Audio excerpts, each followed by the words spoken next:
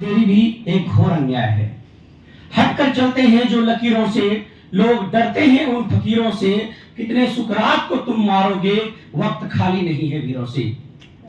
आज सूचना अधिकार दिवस पर यहाँ मौजूद ऐसे वीर जवानों जिन्होंने यह कसम खाई है कि इस कानून को हम बचाकर ही दम मानेंगे, इस कानून को पुनः जिंदा करेंगे, इस कानून को मरने नहीं देंगे, सबों को मेरा सादर चरण प्रणाम। मैं 2005 में यह कानून लागू हुआ और 2006 में जो हमें पहला आरटीआई लगाने का मौका मिला, यह एक उदाहरण मात्र है। और इस तरह के सैकड़ों ऐसे मामले आए जबकि आवेदन लिखा गया और मामला 30 दिन के अंदर में शट डाउन हुआ।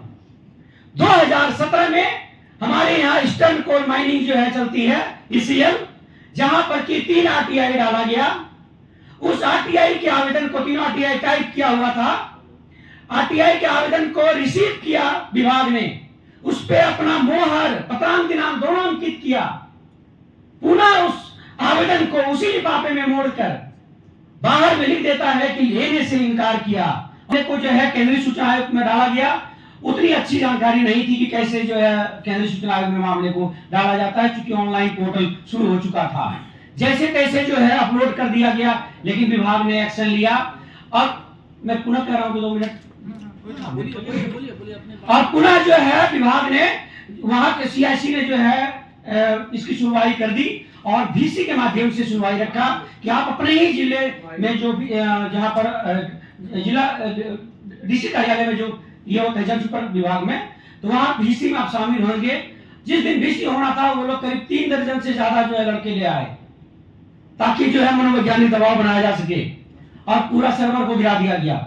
लेकिन हम भी मानने वाले नहीं थे। हमने 2 दिन से पहले तैयारी की थी और ये लेटर रिसीव कराया गया। जब सुनवाई की बारी आई तो सर्वर को हटा दिया गया। सीआईसी सुधीर भार्गव सब सीआईसी हेड थे, वो बोले फोन पे भी सुनवाई होती है। मैं समझ गया कहां चालाकी हुई है। और फोन पे, वीडियो कॉलिंग नहीं, सिर्फ फोन पे वो सुनवाई पे अड़ गए। एक बार मैं बात करूं, एक बार जो है जो पदाधिकारी थे उनसे बात होती थी, और बोले सर इसे सूचना तो दे दिया गया है। आज तक तो सूचना मिला ही नहीं। बोले सर इसे सूचना दे दिया गया है।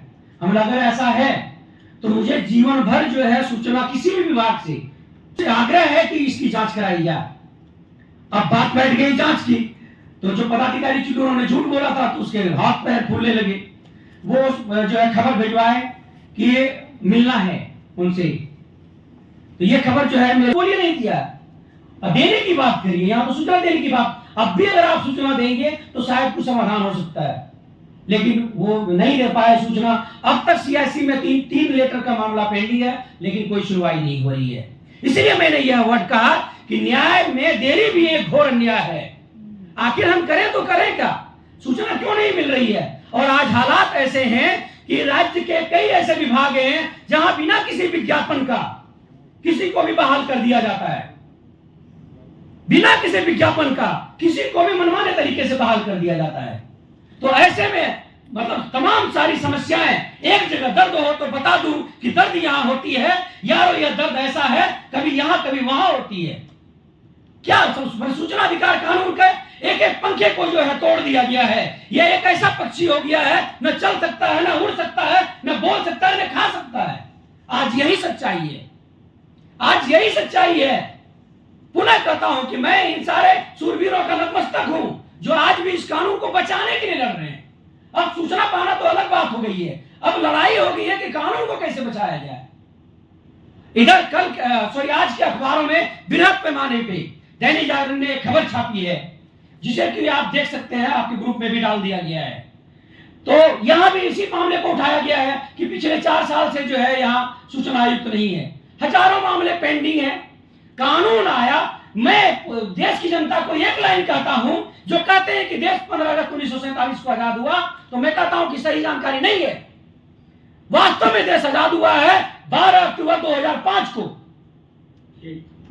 वास्तव में देश इसी दिन आजाद हुआ है।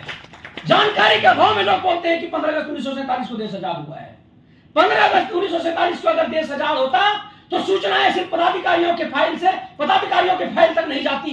लेकिन यह एक ऐसा कानून है जिसमें एक गरीब भिखारी, दिव्यांग भी एक मामूली बीपीएल कार्ड लगाकर सूचना ले सकता है और उसका काम हो जाता है, जादू की तरह काम होता है।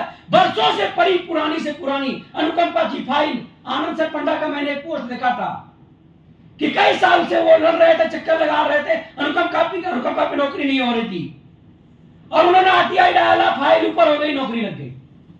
ऐसा मेरे माध्यम से भी कई मामले सॉल्व हुए हैं।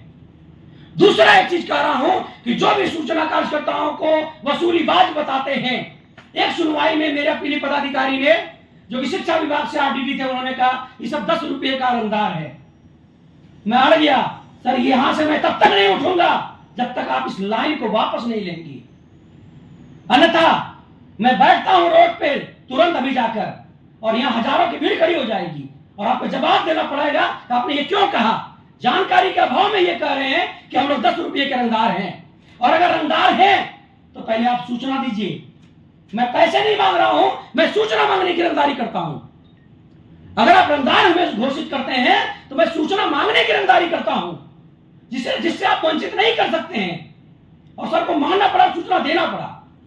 तो यह चीजें हैं कि दूसरा आता है कि जब भी कोई कार्यकर्ता के कोई भी जो है आरटीआई लगाता है तो 2-3 चीज कहा के रिजेक्ट कर दिया जाता है। यह सूचना जो है आपका विधिवत आवेदन सही नहीं है, इस पे पोस्टल ऑर्डर सही नहीं है, कुछ न कुछ बहाने लगा के जो है इसको वापस कर दिया जाता है।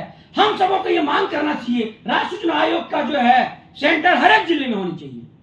जब कोर्ट हर एक जिले में हो सकता है तो राज्य सूचना आयोग का जो सेंटर है वो हर एक जिले में क्यों नहीं हो सकता है।